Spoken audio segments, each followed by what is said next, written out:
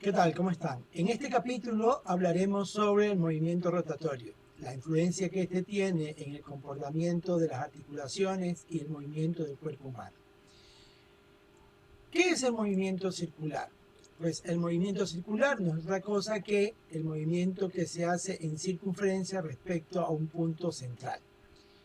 Por lo general a esto en español se le llama movimiento circular. En realidad su nombre debe haber sido movimiento circunferencial, porque las partículas lo que describen es una circunferencia. Recordando que el círculo no es otra cosa que el área encerrada por dicha circunferencia.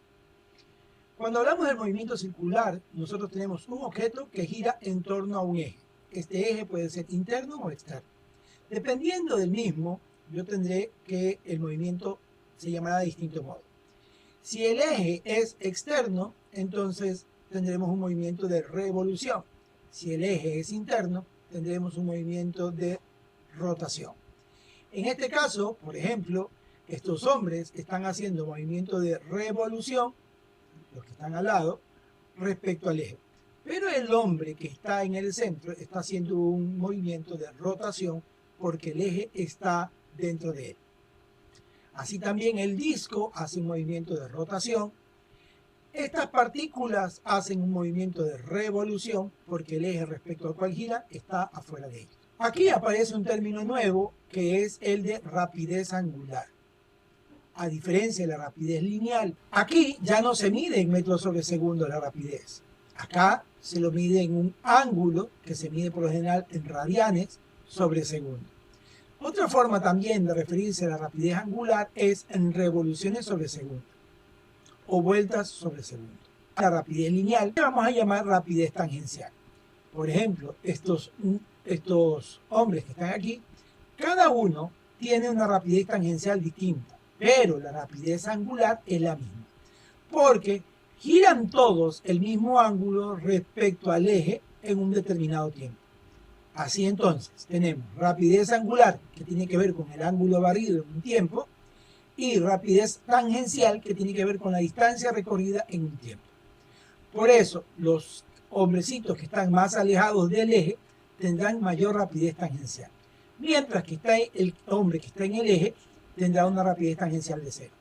Aquí se pueden visualizar dichas rapideces con su respectiva dirección para cada distancia respecto al eje. Así, a mayor radio, mayor rapidez tangencial, aunque todos tengan la misma rapidez angular porque todos los puntos barren el mismo ángulo en el mismo tiempo. No así en este gráfico, donde cada uno tiene una rapidez angular distinta. Así también una rapidez tangencial para el mismo radio distinta. Dese cuenta que la roja tiene mayor rapidez tangencial para ese radio porque tiene mayor rapidez angular. La azul, en cambio, tiene menor rapidez tangencial porque tiene una menor rapidez angular para el mismo radio. La rapidez angular se mide básicamente como el ángulo barrido en un determinado tiempo. También podemos decir que la rapidez tangencial será igual a la velocidad angular por el radio. La rapidez angular no depende del radio. Todos los objetos que giran respecto a un eje tienen lo que se llama inercia rotacional. Si una influencia externa afecta esto, entonces el movimiento rotacional cambia. La forma en que va a cambiar o qué tanto cambia está determinado por la inercia rotacional. Esta inercia rotacional depende en gran medida de la distancia a la que se encuentra la masa del eje. Aquí vemos en este GIF animado, vemos que aunque los dos tengan el mismo radio, los dos cuerpos tengan el mismo radio, el hecho de que la masa esté concentrada más alejada del eje en el anillo hace que tenga un mayor momento de inercia rotacional o inercia rotacional. Por eso va a rodar más lentamente que el disco. Estos dos discos tienen la misma masa, pero su masa está distribuida respecto al eje de modo distinto. Mientras más alejada esté la masa del eje, mayor será la inercia rotacional. Por eso, entre estos dos martillos, el martillo que tiene la masa o el cabezal más lejos del eje tendrá mayor equilibrio rotacional porque tiene mayor inercia rotacional. Mientras que si el dedo se coloca en el punto bajo del martillo, este tendría que girar más rápidamente. porque su inercia rotacional sería más baja. ¿Qué es la inercia rotacional?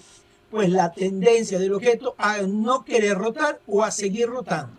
Si un objeto está rotando, quiere seguir haciéndolo, y si un objeto no está rotando, pues no quiere hacerlo. Aquí no hay ningún arte, porque este hombre, al tener una gran cantidad de masa alejada del eje, pues tendrá mayor inercia rotacional, lo que evitará que él gire y se caiga del alambre. Este hombre que está parado sobre este cable tiende a abrir. Esto influye mucho en la forma en que nos movemos. Así, un animal como el guepardo tiene que encogerse, reduce la inercia rotacional, lo que haría que pueda mover las patas más rápidamente. En el ser humano, que tiene su centro de masa concentrado cerca del tronco, porque es donde está la mayor masa del cuerpo humano, lo que hace que sea más difícil de rotar y mantener el equilibrio.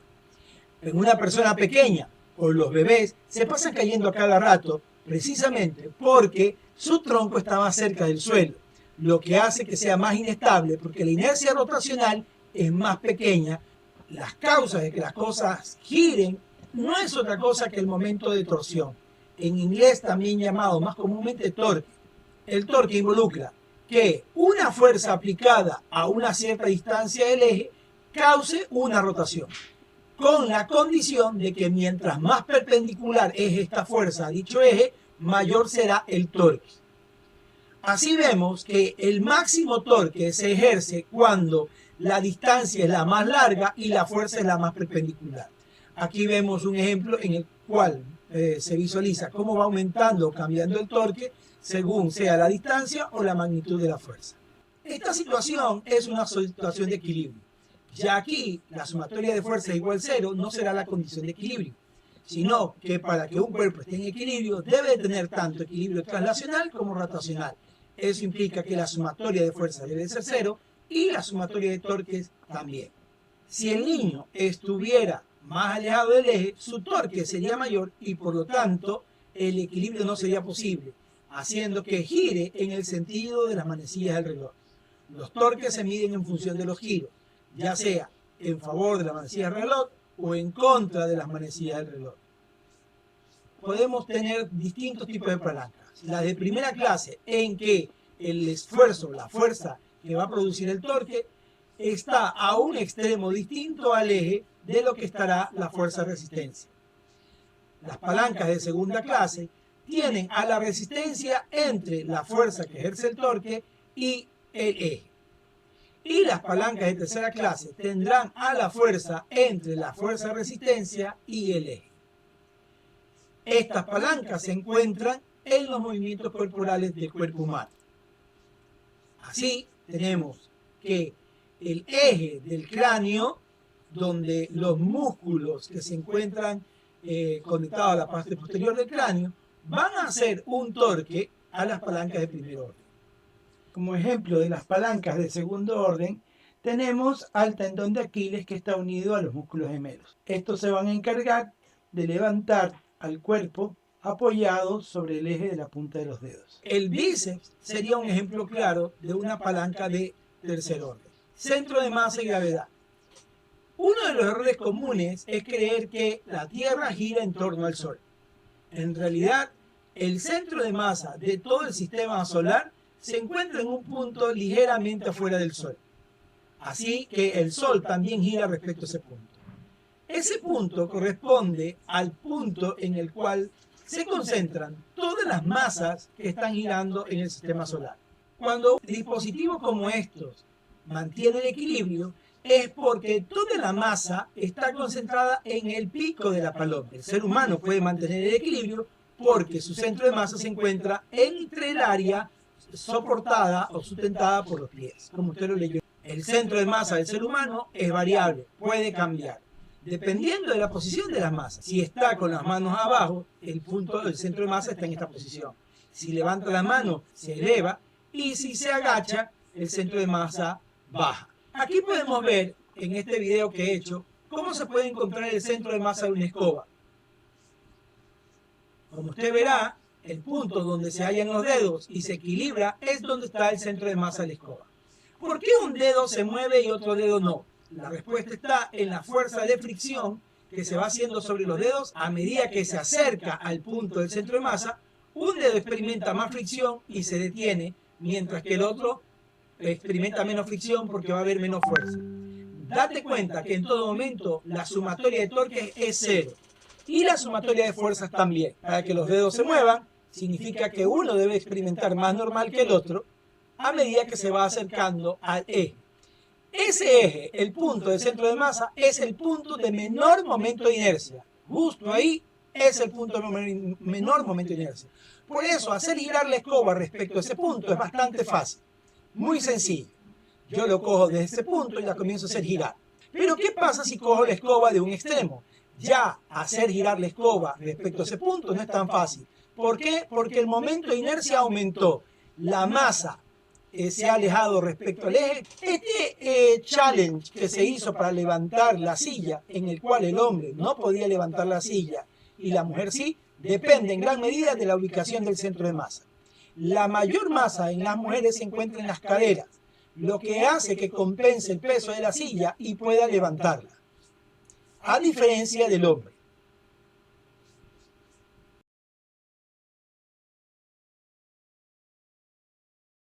Esto tiene que ver con la variabilidad del centro de masa entre hombres y mujeres.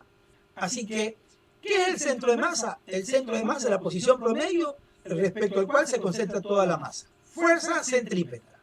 ¿Qué es la fuerza centrípeta? No es otra cosa que la fuerza dirigida hacia el centro de una trayectoria curvilínea.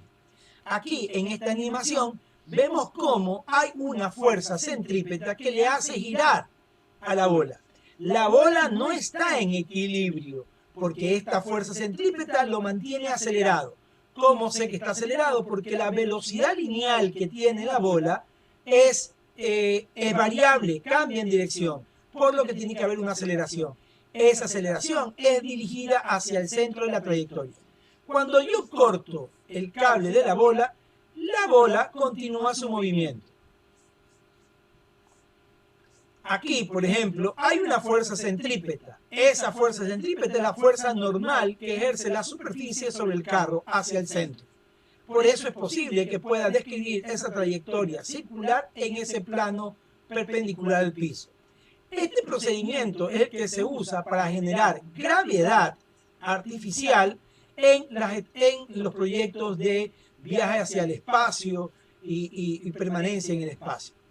Lograr esto no será tan sencillo, pero será necesario para que las largas estancias en el espacio, 8 meses hasta que se llegue a Marte, pues no sean tan dañinas para el cuerpo, porque la ingravidez haría que se pierda calcificación en los huesos.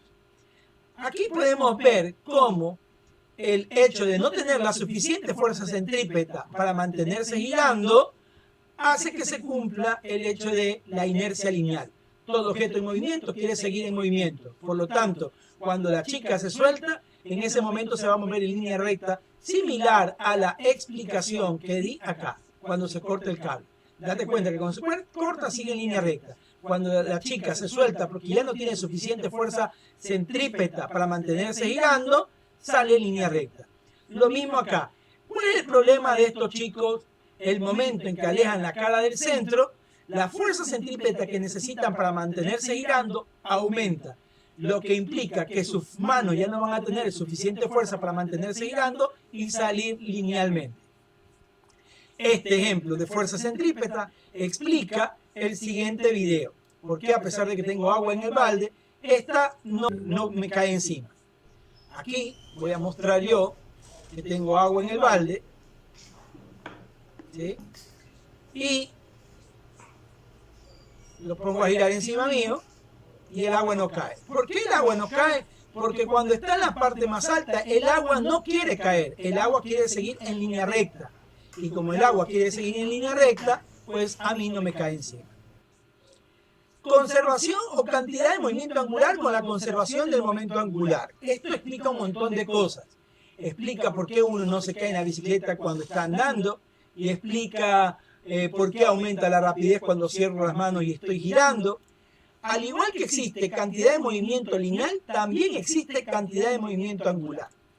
Si P era igual a m por v, o sea, inercia por velocidad, en el caso angular, también es el equivalente. O sea, que la cantidad de movimiento angular será igual a la inercia rotacional por la velocidad angular.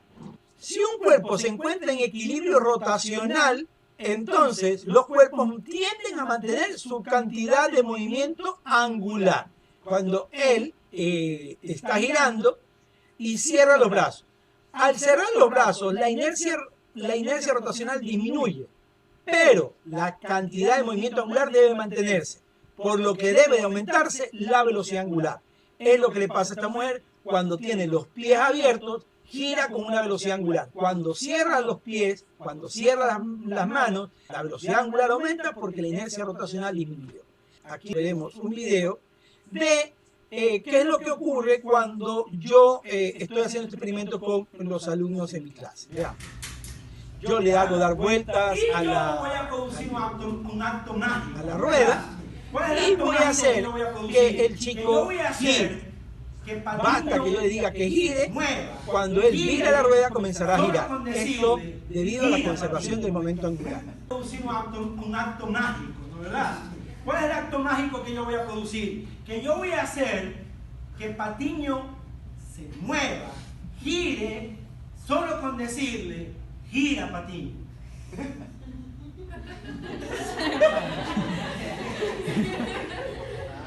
¿Ah? Charlie. Gira Patiño.